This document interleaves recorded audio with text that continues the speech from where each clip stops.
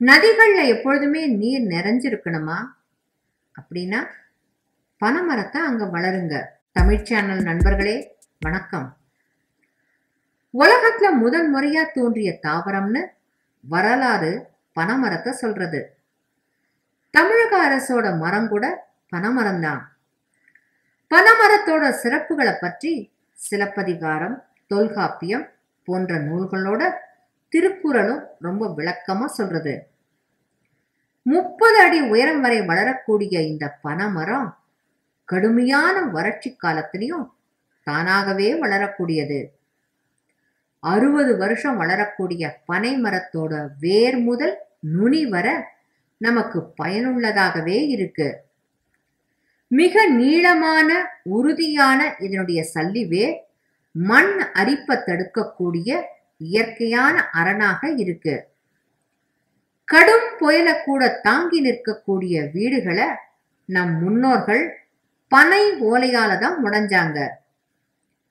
பனை ஓலைகளை கொண்டுதான் சாப்பிட உதவக்கூடிய தொன்னைகள், பெட்டிகள், பாய், விசிறி போன்றவற்றை தயாரிச்சு வந்தாங்க.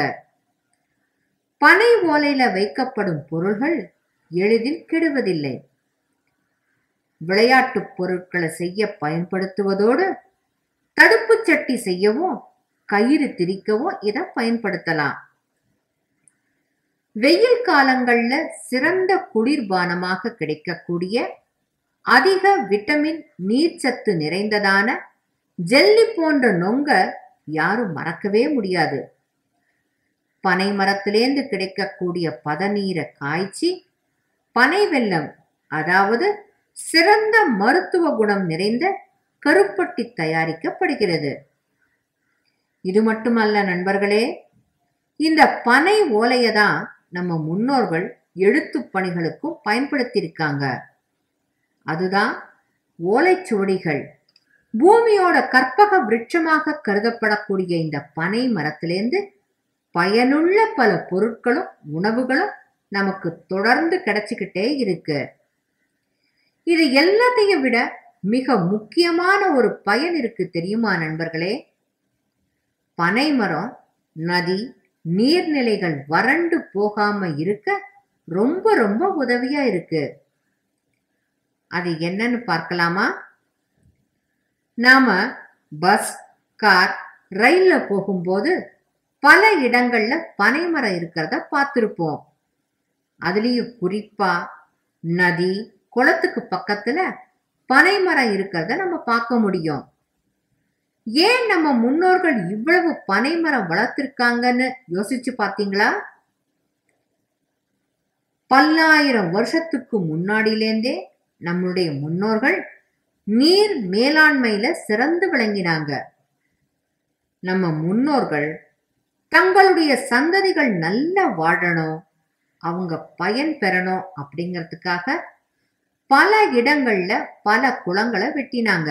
ஆனா இதனால மட்டும் நிலத்தடி நீர்மட்டம் உயர்ந்து விடாது அப்படின்னு புரிஞ்சுக்கிட்ட நம்ம முன்னோர்கள் இத உன்னிப்பா கவனிச்சு பார்த்து பனை மரத்தோட சிறப்பை புரிஞ்சுக்கிட்டு குளத்தை சுற்றி பல பனை மரங்களை வளர்த்தாங்க. அது ஏன் தெரியுமா? பொதுவா எல்லா மரங்களோட வேர்களும் பக்கவாட்டில் மட்டுமே பரவக்கூடிய ஒன்று. ஆனா பனை மரம் வேர் மட்டும்தான் செங்குத்தா நிலத்தடி நீர் வழிப்பாதையை தேடி செல்லக்கூடியதா இருக்கு. அது மட்டும் இல்லைங்க, இது தன்னோட வேரை குழாய் போல மாற்றி தரையில இருக்கக்கூடிய நீரை நிலத்தடி நீர்ப்பாதைக்கு எடுத்து செல்லக்கூடிய ஒன்று. இதனால நிலத்தடி நீர் வழிப்பாதையில நீர் நிரம்பி அது ஊற்றாக மாறி எல்லா இடங்கள்லையும் வற்றாத ஜீவ நதியாக ஓட வழி செய்யும்.